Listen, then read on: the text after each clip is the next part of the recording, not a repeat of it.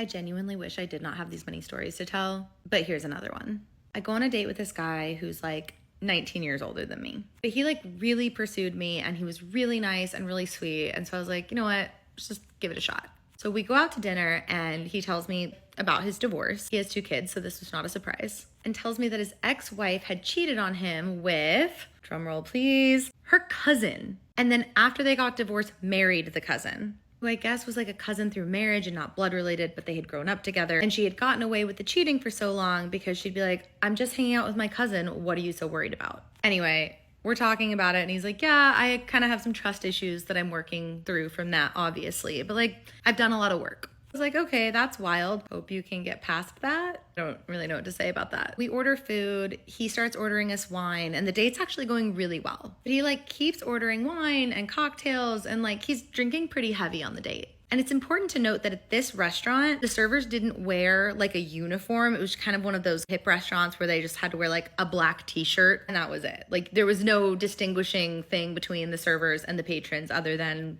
black t-shirt, and they all kind of looked a little hipster. We're at the restaurant for so long that our server clocks out and another server clocks in. And this server comes up and introduces himself while my date is in the bathroom. He's just like, hey, your server went home. I'm taking over for her. Like, my name is Matt or whatever. If you need anything, flag me down. So I'm like, great, cool. My date comes back to the table and he's like, hey, I have some friends that are in the restaurant. Do you mind if they come over to the table and like have a drink with us? And I was like, yeah, that's totally fine. So his friends come over, we're in this little booth and Matt, the server, sees there are new people and comes up to the table. But when he comes up to the table, the 3 of them are kind of engaged in a discussion. So he comes right up to me. He's just like, hey, I don't want to interrupt, but like, if you guys need anything, you want to get another bottle of wine? Does anyone need a cocktail? Do you want to see a dessert menu? Literally, this man is just doing his job. My date clocks this from across the table and then all of a sudden won't speak to me. Like I literally said his name and he just looked at me and then put his arm around the girl sitting next to him. And she looks at him and goes,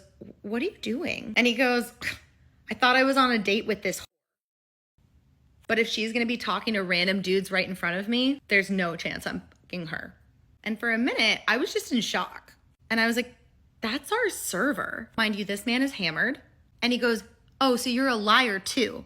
Our server's a woman. And then after about 30 seconds, I went, actually, that's my cousin, and got up and left. Anyway, if this encourages at least one woman to leave after the first red flag and not just stay because it's polite, I will be happy. Know your worth and be safe out there. Oh my God, what a crazy story, and thank you so much for sharing it.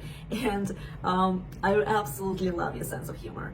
And for the guys, what's up with the self-esteem? She said 19 years or older, meaning he's probably in his 40s, I'm guessing here.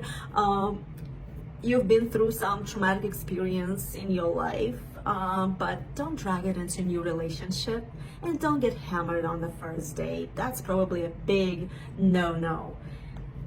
What did you guys think about this story? Would you keep dating such a guy? Would you give him a second chance?